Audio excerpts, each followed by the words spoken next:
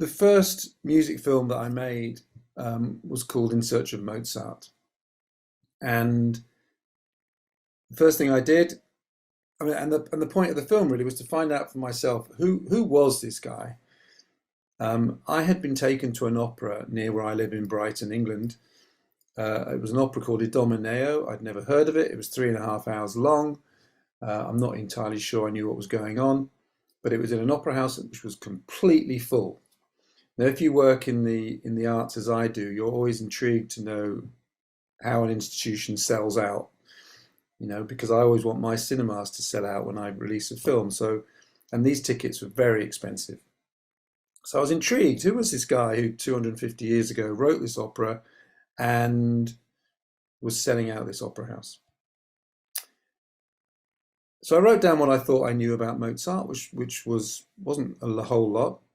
I had seen Amadeus many years before, and I chose in that moment not to watch it again. And I have to say, this project took me 3 years. I was making arts films for television at the same time. It still took me 3 years. It was an enormous amount of work. I did about 100 interviews. I filmed 11 operas, so much music. But it took me a year to get Tom Hulce and his characterization of Amadeus, Wolfgang Mozart, out of my head and replace him with my own visualization of Mozart. Amadeus, and let's just say straight away that he wasn't called Amadeus. It's 180 degrees from the truth. He's not poisoned. He's not buried in a pauper's grave. He's not sleeping around. He's not an alcoholic. He's not gambling all the time. His wife was actually a very competent singer. They had a very good. But what you realize, of course, and what you learn is that Schaeffer's play, and it was a play before it was a film, it's not about Wolfgang Mozart at all. It's about Salieri, and it's about the burden of wanting to be great and not achieving it. Now, to have that, you need a foil, and the foil is this kid that just turns up with disheveled hair and his wife bursting out of her corsets, and he can just knock this music out like he's printing out of a computer, and it's the greatest music of all time. Simply not true.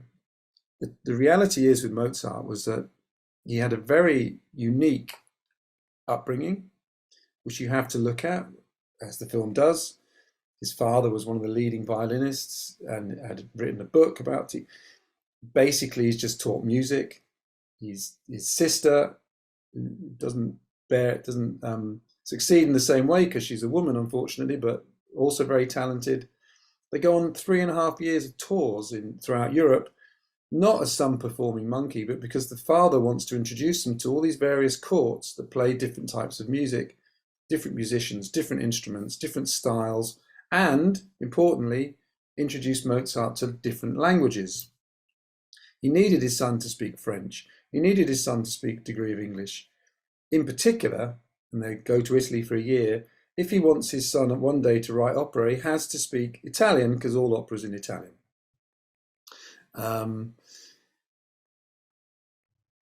So these feature films are often, you have to be very cautious of.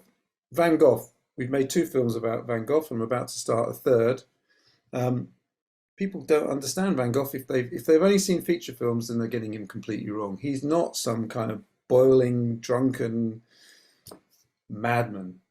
What he shares with Mozart is that they're just extraordinarily hard workers, and then maybe that's not as exciting for a filmmaker, but they're in the galleries, or Mozart, he'd travel along these bumpy roads, sitting in a stagecoach. He's got straw across his feet to keep his feet warm. He turns up, he doesn't go to bed. He finds the nearest church that's playing music. He finds the nearest, usually a chateau or a manor house or a prince's accommodation where they've got some music. And he'll go, and he won't just listen, he'll take notes, and he'll talk to the musicians afterwards, and he'll write it all up when he gets back to his accommodation. Same with Van Gogh. Van Gogh, yes, he's only an artist for the last 10 years of his life, but he studied, he was passionate. He wanted, when he goes to the south of France, one, he's trying to find a landscape a bit similar to Japan, which is very influential on him, Japanese art. But 2, he's trying to create a community of artists who can talk and paint together. And you were mentioning earlier about province town on the Cape. Similar kind of thing, a community of artists. That's what he wanted to create in the Yellow House. Managed to get Gauguin down, didn't work out, cuts his ear off. So one has to be careful of feature films. Michelangelo is portrayed in a certain way, which is not entirely realistic. Leonardo is, again, that I think is the advantage of documentaries, is that I think that real life is actually far more interesting than some of these imagined, over dramatized lives. Maybe the artists in my films didn't have quite as many affairs, didn't drink quite as much, didn't fight quite as much, but in many ways they're actually more interesting, because the art that they created is staggering, and of course that's what's often ignored in these films, is the art or the music.